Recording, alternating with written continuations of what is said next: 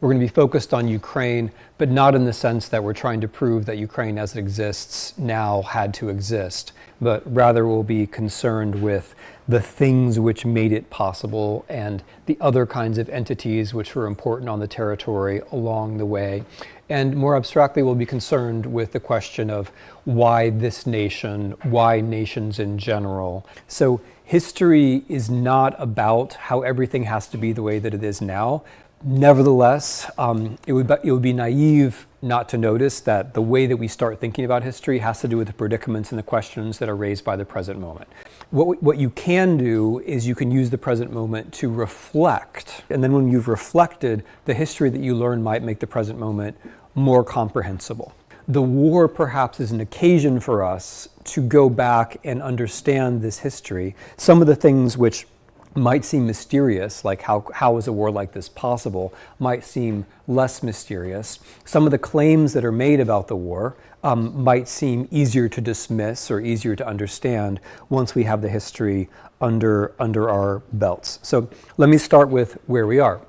Where we are right now is that the Ukrainian armed forces are undertaking a limited offensive in the Kherson Oblast of Ukraine, which is right in the southern part of the country.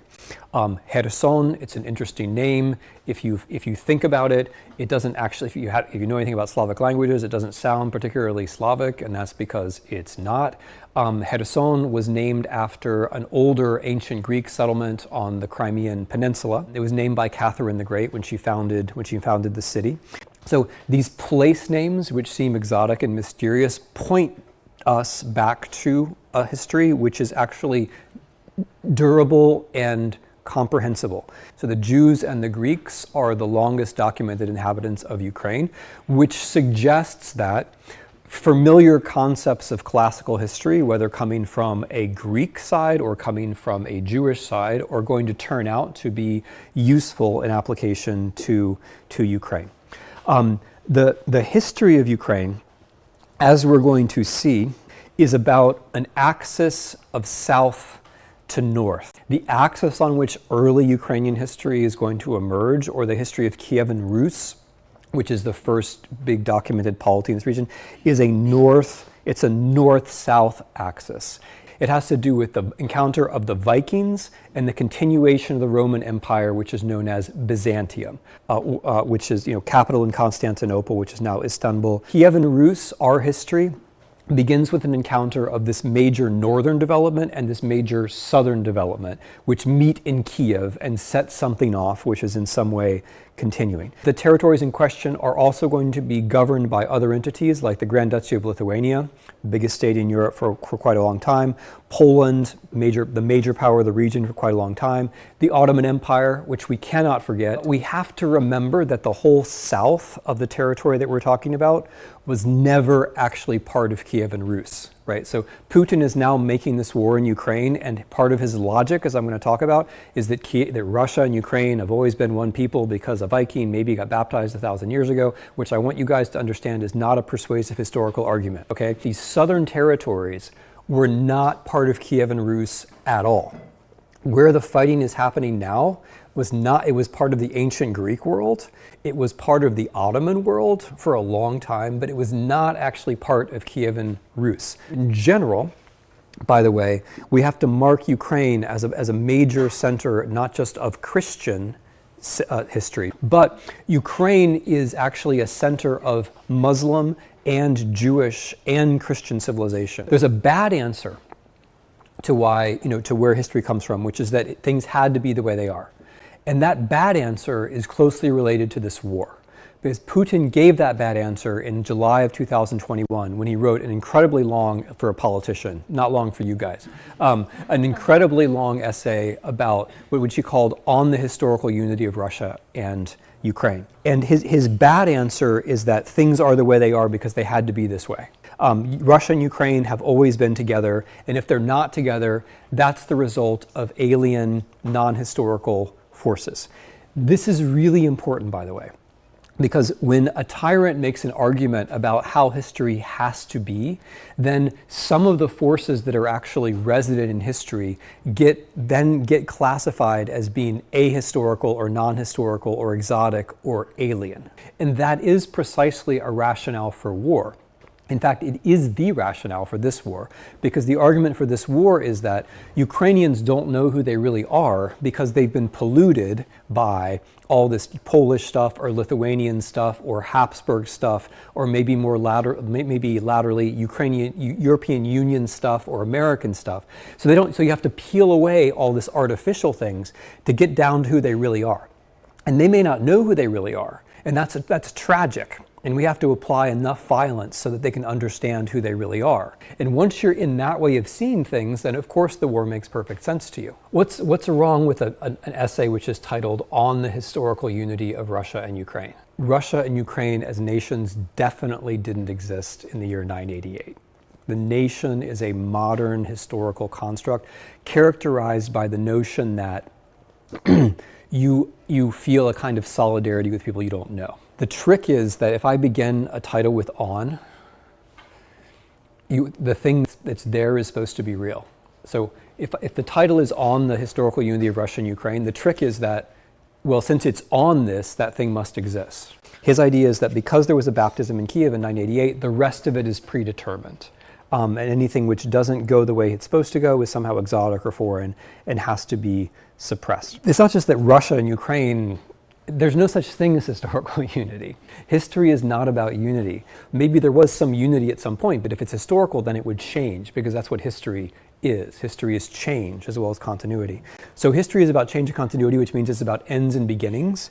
And it's also about unpredictability. And history is there to remind us that actually we're wrong pretty much all the time, that things are not actually predictable, that what people expect to happen is generally what doesn't happen. You may have heard the idea that history repeats itself. If history repeats itself, that would mean that nothing we do matters. And so the notion that history is a cycle, like there was a time when we were great, and now we have to make ourselves great again, like the notion that there's a cycle, that there was a golden age and then something went wrong and then we correct it, that's also not historical. So history doesn't repeat. Another way that I wanted to talk about it is in terms of diversity or in terms of change. If I give you a myth of a golden age, I'm usually getting rid of diversity.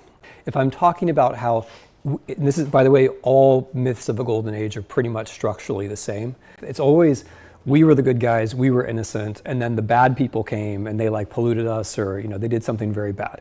And so when you have a story, of which Putin's version of the baptism in Kiev is one example, you have a story about how everything was always static, everything was pure. And that is a way of getting rid of diversity, or getting rid of the things which might, as historians or as students of history, we might actually find to be interesting, where it gets rid of things coming from other places. It gets rid of origins. It gets rid of innovation. It gets rid of all of the interesting stuff. Like, for example, the alphabet, right? The alphabet might seem like something which is eternal, but it's actually an innovation which came from the outside, right? Like, for that matter, Christianity itself. So when you focus on how things, or if you pretend that things are static, what you're doing is you're excluding all the diversity, all of the innovation, and all of the things which came from the outside. Ukraine actually embodies in a very intense form most of the major themes of European history and some of the major themes of European history, of world history. So the Vikings, for example. The Vikings founded states, they knocked over states, they founded states all over the place, but Kiev may be the single most interesting legacy of the Viking Age, maybe the most durable legacy of the Viking Age. If you think about the history of the Reformation, right? We all know the Reformation is a big theme of European history, but in Ukraine you have the Reformation, but it's not Catholics and Protestants, it's the Orthodox and the Greek Catholics and the Catholics and the Protestants and all kinds of Protestants. So basically everything that happens in European history happens in Ukrainian history, just slightly more intensely and sometimes slightly earlier. Ukraine is at the absolute center of a lot of things which we regard as central. It's absolutely at the center of the First World War. It's absolutely at the center of the Second World War. It's absolutely at the center of Stalinist terror. It's absolutely at the center of the Holocaust. It's at the center of major historical developments, not just ancient and medieval, but also very contemporary. But the fact that it's precisely the fact that it's at the center of the development makes it hard to see and hard to notice. It's very easy and tempting when Russia invades Ukraine and Ukraine resists to say, oh look, now Ukraine exists. But that wouldn't be a very Ukrainian perspective.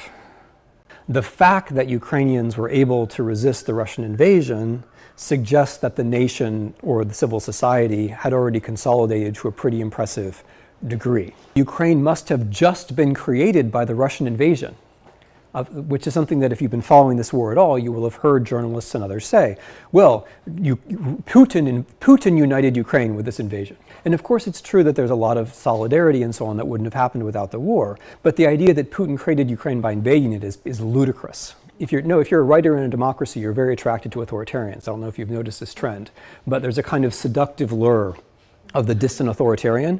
No, it's true. Like in the 20s and 30s, if you go back to the 20s and 30s and you read about the way Americans wrote about not just Stalin, but also Hitler, you'll see this tendency. There's one more theme, which I want to just introduce very quickly.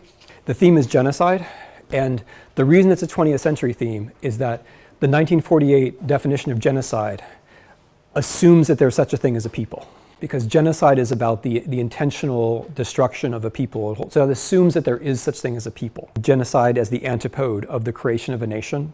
This war is a strangely genocidal war. It's strange in the sense that it's very rare for the authors of a war to actually say at the beginning that the aim of the war is the destruction of another people. That doesn't happen very often. Like that might be the aim, but for it to be announced openly, as it has been in this war, is pretty unusual, and that's the intent part of genocide. The practical part of genocide one can find very easily in the 100,000 dead in Mariupol, as it appears, unfortunately, in the 3 million Ukrainians deported, including 250,000 children, at least, who were to be forcibly assimilated into Russian culture, in the systematic campaign of rape and the murder of local elites in the territories that Russia controls, and maybe more banally, but I think also very importantly, in the systematic attempt to destroy publishing houses, libraries, and archives, which are the way, of course, that nations or societies or people remember themselves. The converse question is, what were the things which were thrown up along the way, and why? Right? So why was there particularly Ukrainian famine in 1933 in the Soviet Union? Why that? Why did Hitler particularly think that Ukraine would be a good site of Lebensraum? Why in the 1970s were Brezhnevian assimilation policies particularly applied to Ukraine, right? What is it about this place which has put it at the center of so much colonial pressure over the centuries and the decades? What are the things which lead to if there are things that lead to nation destruction, what are the things to nation creation, what are the things that lead to nation destruction?